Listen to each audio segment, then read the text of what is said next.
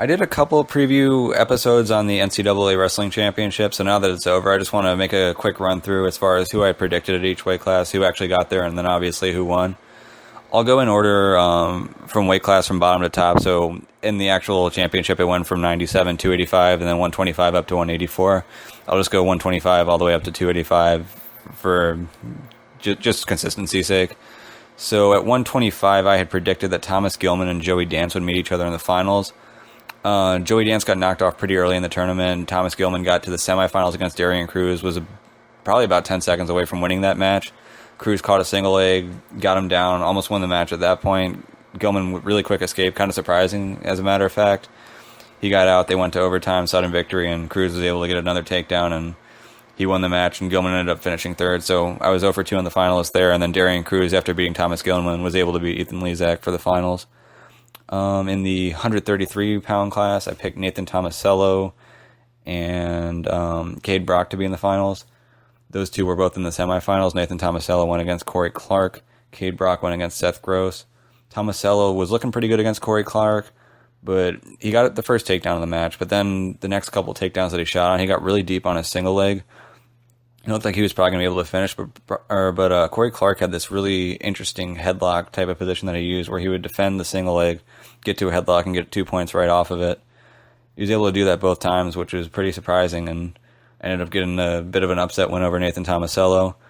As far as the Cade Brock and Seth Gross match goes, that was a match that I had assumed would be in the semifinals. Gross had won the first time. Gross is extremely tough on top. I'd imagine that'd probably be an issue again, but I thought that Cade Brock would be able to get to his offense. He'd be the one dictating the pace. That wasn't the case. Gross was able to get to his offense first, and he won that match by major decision. And then in the finals, Seth Gross was doing pretty well. Got the first takedown, but Corey Clark was able to get him down late in the third period and ride him all the way out, and was able to get the victory by doing so. So really, really exciting match there. I got to admit, I'm a big Iowa fan, so to see Corey Clark win a title in his final year, you know how tough it was for him to lose in the finals the last couple of years, and for him to go through the injuries he went through. I figured that'd be enough to stop him, but man, it wasn't. He fought through it all. Really gritty performance, really tough performance. Just great job by him, and it's really cool to see him end his career as a champion. At 141, I picked Dean Heil against Joey McKenna in the finals, with Heil winning. McKenna also, like Joey Dance, got knocked off early. Heil, like I had mentioned, wins a lot of close matches, but he finds ways to win. That's exactly what happened. He got to the finals against George DiCamillo and was able to win that match as well. So he's undefeated this year, two-time champion now. Not exactly the most exciting guy, a bit of a guy who's easy to cheer against for college wrestling, but good on him for getting the win. At 149, I picked Zane Retherford to go against Anthony Collica. Retherford has been the most dominant guy at 49, and that didn't change at all. He just stormed his way through the entire tournament. Collica, on the other hand, very surprising performance from him. Not only did he not make the finals, but he didn't even make it to the All-American stand. He got beat early, he got beat often, and just not a great performance out of him. So Zane Retherford got to the finals, and I mean, just the performance that he put on against Levon Mays was outstanding. Mays looked pretty good early. He got an early takedown, but from there he couldn't do much. Retherford was incredibly dominant. At 57, I predicted that Nolf and Kemerer would be in the finals. Kemerer got caught in a bit of a weird pin by Dylan Palacio. He ended up working his way back to third place. So that opened the door at Jason Nolf's weight class for Joey LaVallee. But again, Nolf, just like Zane Retherford, has been so dominant at his weight class, and that really didn't change. So that was another win for Penn State. And to keep things going with that, at 165, I predicted Isaiah Martinez against Daniel Lewis. Vincenzo Joseph got out of that draw, not Daniel Lewis. Lewis ended up finishing as an All-American, but he didn't get into the finals. And that was a match that had happened a couple times already. You figured that Joseph would probably lose, just like he had in the past, but he got out to an early lead in the third period. Martinez was down. He needed a takedown. Got a little bit aggressive on the upper body. He got put on his back and got pinned in the third period, and it was just a huge upset. So for Martinez, a guy who looked like he was on track to be a 4-time national champion, now at best he's going to be a 3-time champ, which isn't bad at all. But I mean, it's not exactly what he was going for, and it sucks for him. But really exciting for Vincenzo Joseph as a freshman to see what he can do. Obviously, Martinez will be back next year. Martinez could definitely get him back next year, as a matter of fact. But that weight class got a lot more interesting right now. At 174, I predicted Mark Hall would be going against Bo Jordan in the finals. That's exactly what happened. Mark Hall went against Bo Jordan in the finals. Very close match in the semifinals against Zahid Valencia. It looked like Valencia was about to get a late takedown that would have won him the match, but in the process, he had grabbed Mark Hall's headgear. Good call by one of the assistant coaches for Penn State. They reviewed it and gave Mark Hall the point. Hall ended up winning that match. Then he went through to go against Bo Jordan in the rematch of the Big Ten Finals that Bo Jordan won.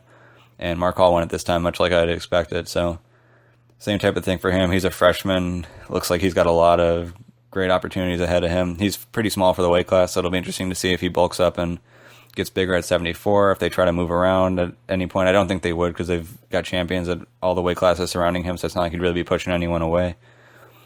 Speaking of which, at 184, I predicted Miles Martin versus Gabe Dean. My prediction was kind of hinging on Sammy Brooks going down early so Martin could get through there and go to Nickal, and Martin seems to be the only guy. I guess Gabe Dean's capable of beating Nickal, but outside of that, Martin seems to be the only other guy who can really give Nickal a tough time, but Martin got dropped early. So Sammy Brooks got through to the semifinals. He lost to Bo Nickal. Gabe Dean won his half pretty easily, much like I had expected, outside of a close match with a guy from Old Dominion. I think DiCamillo or DiCamillo. But that was a close match in the finals. Nickal was able to get a takedown. Gabe Dean was very close at the end. Almost had him on his back, almost had Nickal on his back, but couldn't secure the position, couldn't get the takedown, and Nickal was able to eke one out there to take away Gabe Dean's possibility of being a 3-time champion and become a champion for himself in his sophomore year. At 197, I predicted Jaden Cox versus Colin Moore. Colin Moore and Brett Pfarr were going at it 3 times this season already. First time Moore had lost big. Second time it was close, but Moore had lost. Third time Moore had won, so I figured Moore would keep that going and get the win over Pfarr, but Pfarr fought back, and Pfarr got the win over Moore.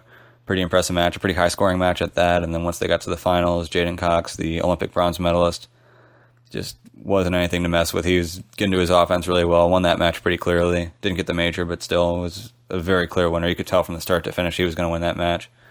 So a 3rd title for him. His college career is done, and he's definitely got a lot more he can accomplish internationally as an Olympic bronze medalist.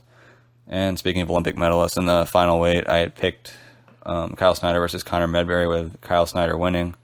Not exactly a ballsy pick there. I think it was pretty clear that those two were the best guys at the weight. Ty Walls was maybe the only other guy who could kind of break in and beat Connor Medbery, but Medbery got that match. Those two got to the finals, and Kyle Snyder was able to just kind of use his athleticism, use his skill, and get the win over Connor Medbery and become the 285 champion once again.